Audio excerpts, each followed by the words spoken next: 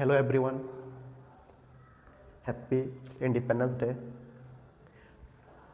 Today we start thermodynamic test 4.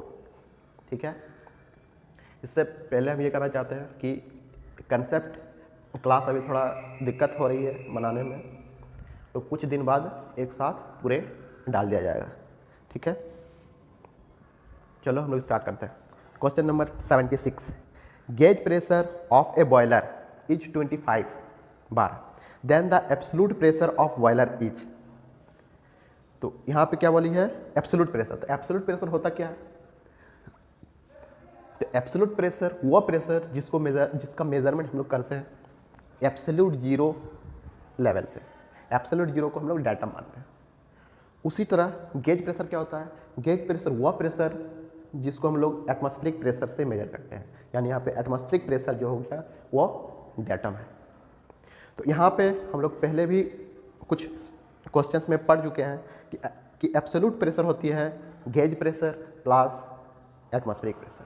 Atmospheric pressure यहाँ पे दिया हुआ नहीं है, तो हम लोग जानते हैं कि एटमॉस्फेरिक प्रेशर होता है 1.01325 बार. ठीक है, तो उसको पुट करो. तो जब पुट करेगा तो कितना हो जाएगा? 25 प्लस 1.01325, तो फाइनली आएगा 26.03 बार. तो ऑप्शन ए इज करेक्ट. ठीक है. Question number 77. Specific heat of water. तो याद रखना स्पेसिफिक हीट ऑफ वाटर होती है 4.187 किलो जूल पर केजी केल्विन. ठीक है, और एयर के लिए स्पेसिफिक हीट होती है, उसमें गैस है तो उसमें दो स्पेसिफिक हीट होगी.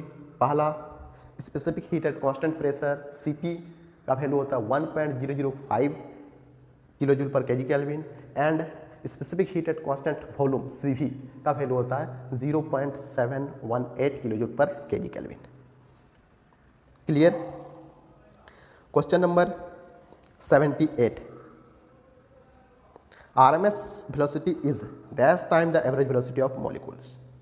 तो RMS velocity का फॉर्मूला होता है √3r'(t/m) एंड एवरेज वेलोसिटी का फॉर्मूला होता है √8r'(t/m) 8√8r'(t/m).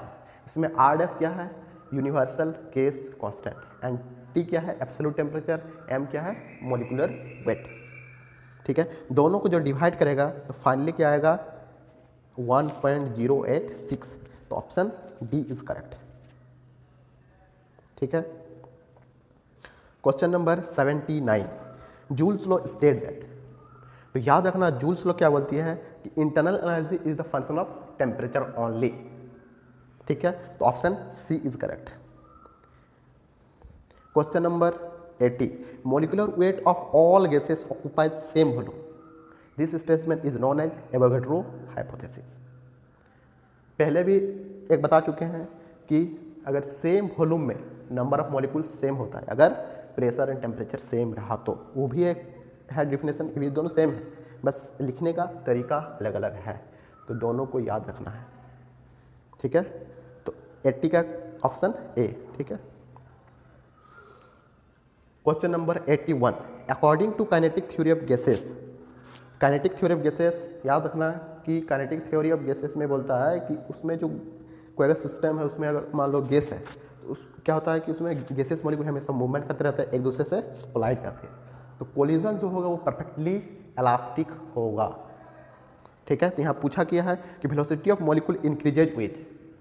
तो हम लोग जानते हैं कि kinetic energy is equal to का होता है 3/2 kT, यानी temperature is directly proportional to KE, and हम लोग जानते हैं कि KE इज इक्वल टू होता है 1/2 mv², यानी v² का डायरेक्टली प्रोपोर्शनल, यानी टेम्परेचर बढ़ाएंगे तो v² बढ़ेगी. तो इससे क्या पता चल रहा है कि टेम्परेचर बढ़ाएंगे तो वेलोसिटी भी बढ़ेगी. तो option A is correct. Question number 82. The value of polytropic exponent n usually varies between. देखो n का जो वैल्यू होता है -∞ टू +∞ होता है, लेकिन प्रैक्टिकल डिवाइस के लिए प्रैक्टिकली इसका वैल्यू होता है 1 से गामा के बीच में। तो 1 से गामा के बीच, गामा का वैल्यू कितना होता है 1.4। सो ऑप्शन सी 1 से 1.4 के बीच, ऑप्शन सी इज करेक्ट। ठीक है। Question number 83, behaviour of gases can be fully determined by. तो याद रखना गैस का बिहेवियर 3 लॉ से हम लोग फुली डिटरमाइन कर सकते हैं, Boyle's law, Charles law, Gay Lussac law और एवोगैड्रो हाइपोथेसिस। यहाँ पे एवोगैड्रो हाइपोथेसिस दिया हुआ नहीं है तो हम लोग ऑल ऑफ दीज मारेंगे, लेकिन एवोगैड्रो हाइपोथेसिस भी होगी। Question number 84, for an ideal gas Boyle's law states that. तो बॉयल्स लॉ क्या बोलती है कि अगर टेम्परेचर कांस्टेंट रहा तो उस केस में pressure is inversely proportional to volume. ठीक है। और चार्ल्स लॉ क्या बोलती है कि अगर प्रेशर अगर कांस्टेंट रहा तो volume is directly proportional to temperature. कौन बोलती है? Charles law. गैलुसक लॉ बोलती है कि अगर वॉल्यूम कांस्टेंट रहा तो उस केस में pressure is directly proportional to temperature. ठीक है, क्लियर।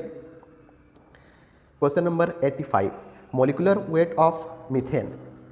तो मॉलिक्यूलर वेट हम लोग के कैसे मेजर करते हैं? तो मॉलिक्यूलर वेट मेजर करने से पहले तुमको एटॉमिक मास नंबर याद रहना चाहिए, जो 9-10 में पढ़ चुका होगा। ठीक है।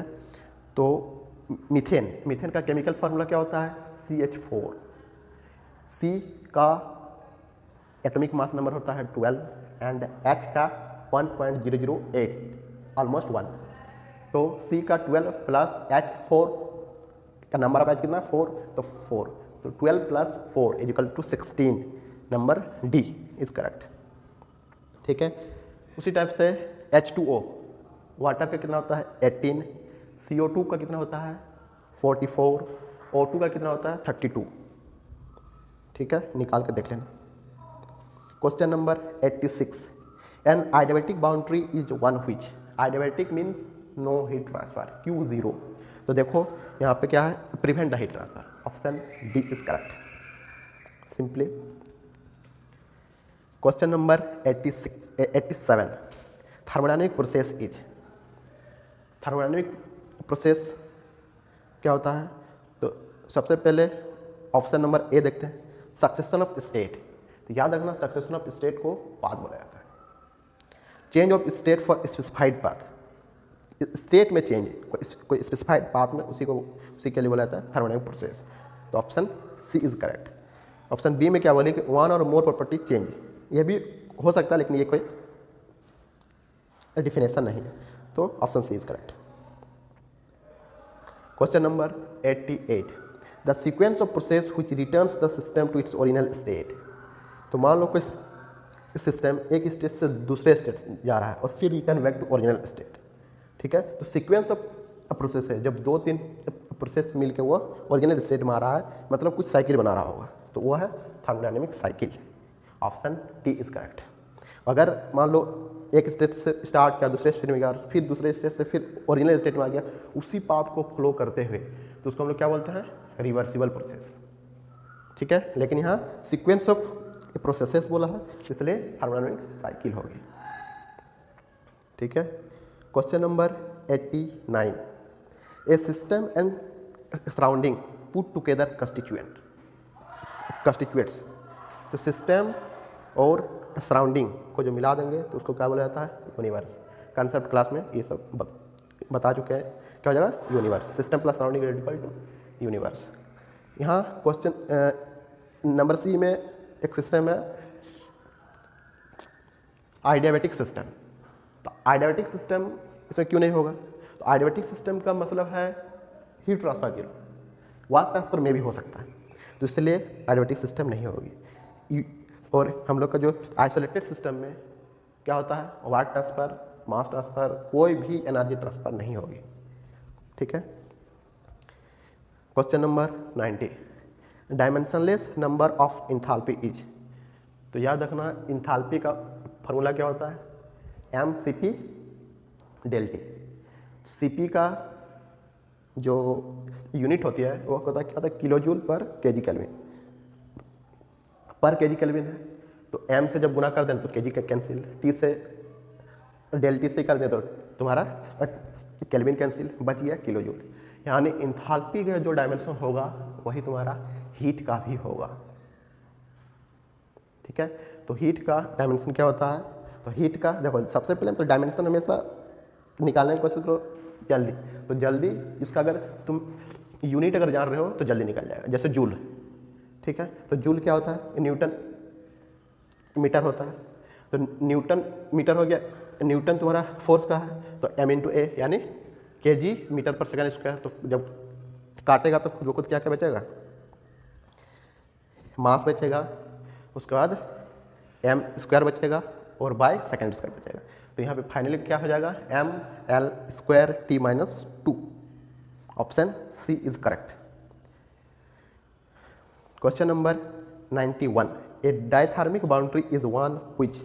डायथर्मिक बाउंड्री मीन्स जिसमें हीट ट्रांसफर अलाउ हो, यानी permit the thermal interaction. Option B is correct. Question number 92, for a thermodynamic system to be in thermodynamic equilibrium. Thermodynamic equilibrium बोलने का मतलब है वो स्टेट जिस पर इंस्टेंटेनियस चेंज ना हो, और ये तभी अचीव होती है जब थर्मल इक्विलिब्रियम, केमिकल इक्विलिब्रियम और मैकेनिकल इक्विलिब्रियम एक साथ हो, तभी होगा thermodynamic equilibrium. Thermal equilibrium means temperature equality between system and surrounding. Chemical equilibrium means कोई भी केमिकल रिएक्शन सिस्टम के अंदर नहीं होना चाहिए और कोई भी मास ट्रांसफर सिस्टम और सराउंडिंग के बीच नहीं होना चाहिए, तब बोलेंगे केमिकल इक्विलिब्रियम।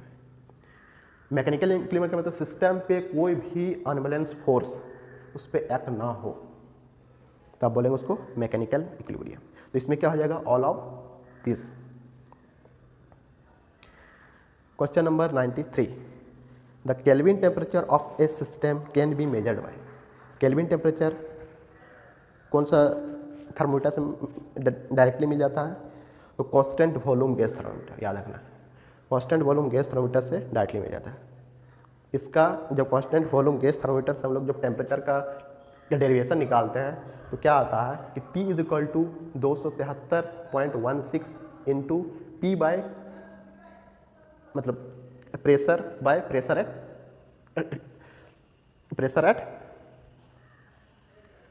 ट्रिपल पॉइंट, ठीक है ना। तो इससे क्या हो गया, पता चल गया कि 273.16 उसको केल्विन में ऑलरेडी है, तो इसीलिए option C is correct. Question number 94, which one of the following temperature device is used for measuring temperature above 1000 degree centigrade.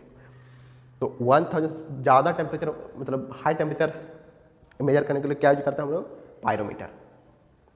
ठीक है, पायरोमीटर का यूज बॉयलर फर्नेस का टेम्परेचर को मेजर करने के लिए, जहाँ पे बहुत हाई टेम्परेचर होती है, निकल करते हैं। ठीक है, इसका प्रिंसिपल क्या है, कैसे काम करता है, उसको हम लोग मेट्रोलॉजी में पढ़ेंगे। ठीक है, ये ठीक है, इसके अलावे जो थर्मोमीटर इसका तो प्रिंसिपल पहले भी बता चुके हैं कि थर्मोकपल जो है वो सीबेक इफेक्ट पे काम करता है। रेसिस्टेंस थर्मोमीटर जो है ये व्हीटस्टोन ब्रिज पर काम करता है। Hg इन गैस थर्मोमीटर ये सिंपल टेम्परेचर बढ़ेगी एक्सपेंड करेगा और expansion in term of length के शो होगा। ठीक है, तो इस ज़्यादा कुछ नहीं। Question number 95, thermodynamic process is irreversible due to. Thermodynamic process जो होता है इरिवर्सिबल होता है फ्रिक्शन के कारण, फ्री एक्सपेंशन के कारण, थ्रॉटलिंग के कारण, heat transfer between the finite temperature difference, fluid के मिक्सिंग के कारण। तो ये सब याद रखना, इसमें क्या हो जाएगा, all of these, friction, throttling, free expansion, heat transfer between the finite temperature difference, fluid mixing. ठीक है, ये सबसे होता है। Question number 96, for reversible thermodynamic cycle change in property. तो पहले भी बता चुके हैं कि कोई भी रिवर्सिबल साइकिल अगर हो तो उस केस में चेंज इन प्रॉपर्टी 0 होती है। Option B. क्वेश्चन नंबर 97, सार्ड and fall in barometric reading shows. Barometer क्या करती है, तो एटमॉस्फेरिक प्रेशर मापते हैं किसके द्वारा? बैरोमीटर द्वारा। तो अगर बैरोमीटर में अगर सडन फॉल आ रही है मतलब आंधी आने का संभावना है, चक्रवात, स्टॉर्म, STORM, स्टॉर्म, ठीक है। और अगर ग्रेजुअली फॉल कर रहा है मतलब बारिश होने की संभावना है, रेन। और अगर बैरोमेट्रिक रीडिंग कांस्टेंट है, कोई चेंज नहीं हो रही है, तो उस केस में क्लीन वेदर, ठीक है। तो इसमें क्या हो जाएगा? Sudden fall in barometric reading shows storm. Question number 98, the value of characteristic gas constant is maximum for. तो कैरेक्टरिस्टिक गैस कांस्टेंट हम लोग क्या जानते हैं? Universal gas constant equal to होता है m/r, ठीक है। तो m/r, तो r इक्वल टू क्या हो जाएगा? Universal gas constant by m, ठीक है।